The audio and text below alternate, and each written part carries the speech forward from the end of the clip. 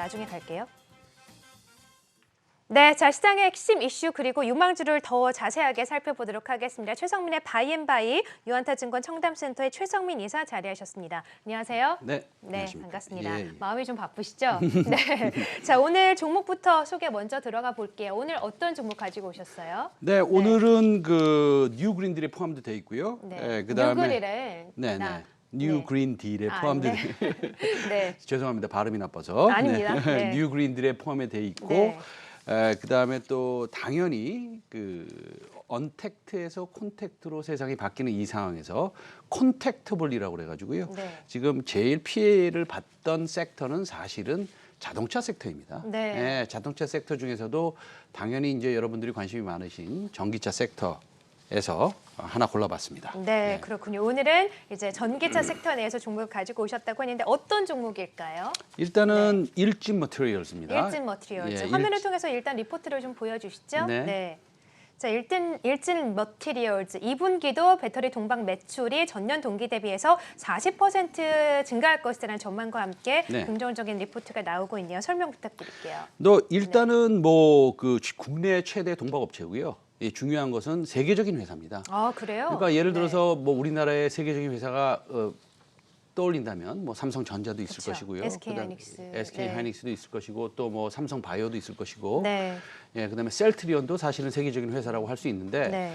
일진 머티리얼스도 세계적인 회사입니다. 세계 2위의 동박 업체입니다. 오, 그래요? 몰랐네요. 그렇습니다. 네. 그래서 첫째 투자 포인트는 캐파 증설입니다. 네. 예, 간단합니다. 일단은 전기차 관련 업체들의 코로나의 피해주입니다. 그렇죠? 유럽에서는 뭐 누가 자동차, 전기차 그쵸, 사겠어요, 이 그렇죠? 상황에. 그렇죠. 네. 경제 활동 재개 이후에 전기차를 판매를 기대하는 것인데 이 회사는 2차 전지용 동박 말레이시아 공장을 캐파를 1만 톤 더 늘립니다. 그리고 현재 1만 톤인데요. 거기서 이제 더블이 되는 것이고요. 근데 말입니다. 리포트에 의하면 향후 5만 톤까지 늘리고요. 네. 이것을 10만 톤까지 늘릴 거랍니다. 아, 지금의 그래요? 10배가 되는 것이죠. 네. 참 놀랍습니다. 예. 그렇군요. 말씀해 주신 것처럼 이제 생산 능력이 좀 10배가 된다면 뭐 가격을 떨어뜨리지 않는 이상 그로 인한 매출도 좀 10배가 될 것 같은데 그런 면에서 본다면 중장기적으로도 볼만한 종목이다라는 생각이 드네요. 그렇죠. 네. 당연히 뭐 단기적으로도 좋지만 네. 중장기적으로도 굉장히 좋습니다. 그건 시청자 여러분들이 결정하시면 되겠지만 네. 기본적으로 이제 퍼 밸류에이션을 보면 과연 이 회사가 지금 비싼 상태에 있느냐 아니면 좀 살만한 상태에 있느냐라는 것을 보면 한번 그림을 한번 보여주시면 이 퍼 밸류에이션이 이 평균에 못 미치고 있습니다. 네, 밸류에이션 분석표 한번 볼까요? 네.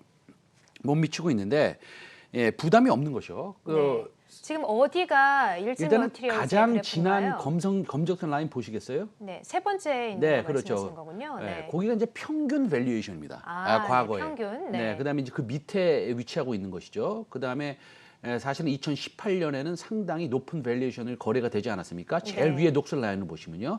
그래서 기본적으로 평균 이하의 과거 일진 머티리얼스가 거래됐던 밸류에이션을 봤을 때 그 네. 역사적으로 좀 하단에 있다라는 것입니다. 네. 그다음에 한번 수급을 한번 보여주시겠어요? 네, 수급을 한번 볼까요? 수급을 한번 보여주시면요. 예. 사실은 뭐 요즘에 기관이 꾸준히 들어왔네요. 기관이 거의 쓸어 담고 있는 듯합니다. 네. 저희가 뭐 모르는 뭔가 있는지 그렇습니다. 대표님은 아시는 게 있으신가요? 모릅니다. 그러시군요.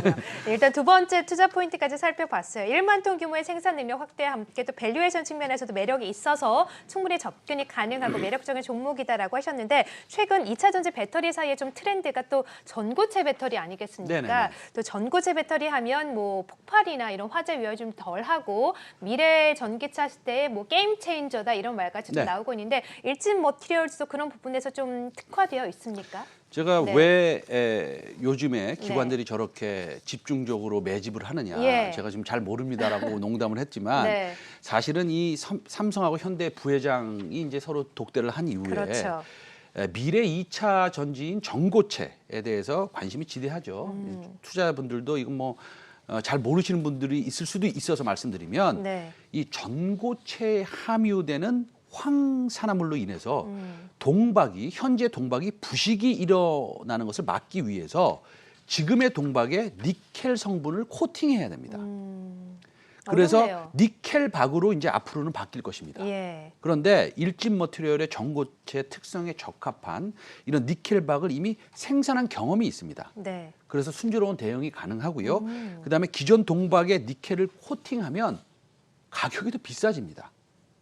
그래서 빨리 전고체 배터리가 나오면 전기차도 물론 이제 앞으로 언택트에서 콘택트로 가는 이 와중에 물론 굉장히 수요가 늘어날 것이고 현재 1만 톤에서 향후에 2만 톤, 5만 톤, 10만 톤까지 증설하고 게다가 니켈 박으로 바뀌면서 단가도 상승하면 더 이상 이제 뭐 물론 시총도 굉장히 높지만 네. 더 이상 중소기업이 아닐 수 있다는 것이죠. 그렇군요. 예, 지금 또 그래서 글로벌 기업이잖아요. 세계 2위 업체입니다. 네, 그렇군요. 예. 그런 면에서 충분히 좀 매력적인 종목이고 전고체 배터리 분야에서도 충분히 능력을 갖고 있어서 더욱더 기대가 된다라고 일진 머티리얼즈 소개해 주셨어요. 시일성과 모멘텀 점수는 어떻게 될까요?